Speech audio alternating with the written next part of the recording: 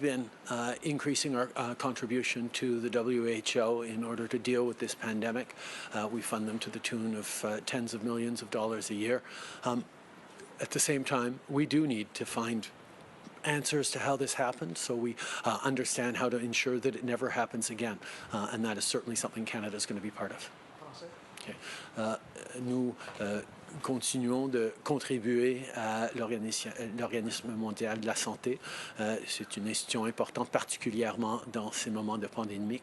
Mais certainement, nous allons devoir avoir des bonnes réponses pour mieux pouvoir nous protéger en tant que pays, en tant que planète, pour des prochaines pandémies possibles. Tom Perry with CBC. Prime Minister, we've seen outbreaks of COVID-19 at meatpacking plants in Alberta. Should Canadians be concerned about the security of their food supply chain, and what more can the government do to protect that supply chain?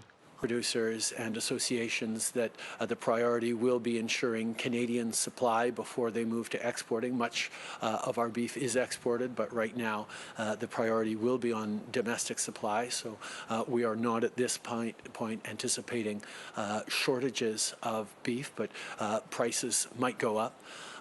We will, of course, be monitoring that very, very carefully. At the same time, we know that it is extremely important to do everything we can to keep Canadians safe, to keep workers in all industries across this country, essential or not, as safe as we possibly can. And I'm pleased to see measures being taken to reflect on how to keep people safe.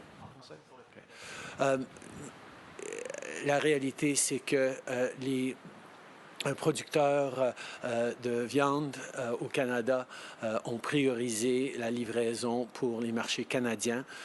Il va y avoir une réduction peut-être d'exportation à ce niveau-là, mais on peut être assuré de notre chaîne d'approvisionnement par rapport au bœuf. La réalité, c'est qu'on va peut-être voir une augmentation des prix, mais on va surveiller ça attentivement. L'important dans tout ça, c'est de s'assurer que nous protégeons les travailleurs dans les industries essentielles et d'autres de la COVID-19, de cette situation.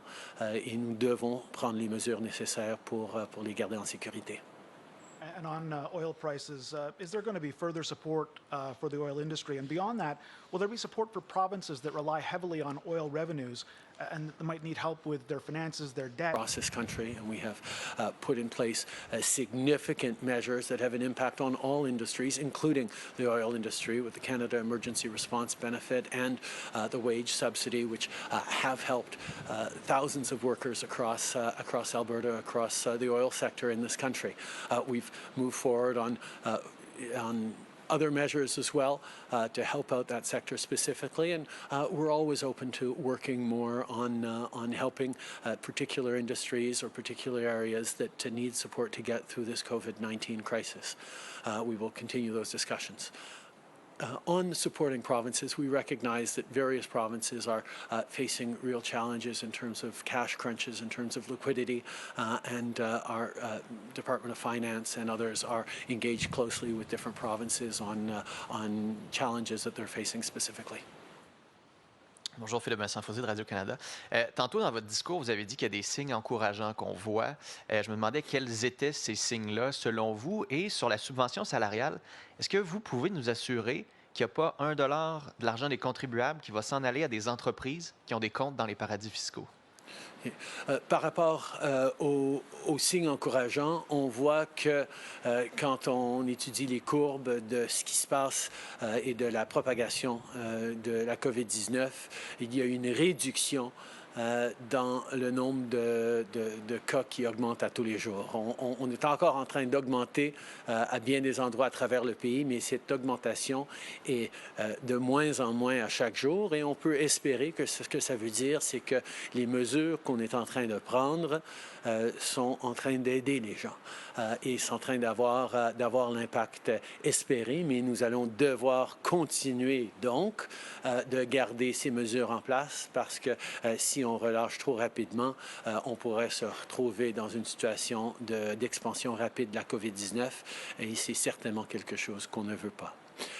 Dans notre approche pour aider les entreprises, on a toujours été ancré dans l'aide pour les travailleurs. On ne voulait pas juger si un travailleur travaillait pour une petite quincaillerie indépendante ou pour une grosse chaîne internationale de quincaillerie. On voulait s'assurer que les travailleurs canadiens, que les familles qui dépendent de ce revenu des travailleurs aient l'aide nécessaire. C'est pour ça qu'on a avancé avec la subvention salariale et qu'on avance avec la prestation canadienne d'urgence. En même temps, je peux souligner que nous sommes toujours en train de travailler pour contrer les paradis fiscaux, l'évasion et l'évitement fiscal. Nous avions pris des mesures fortes pour aller chercher cet argent, pour punir, pour imposer des conséquences sur les compagnies qui font partie de ces efforts-là. Et nous allons continuer de le faire. Yeah.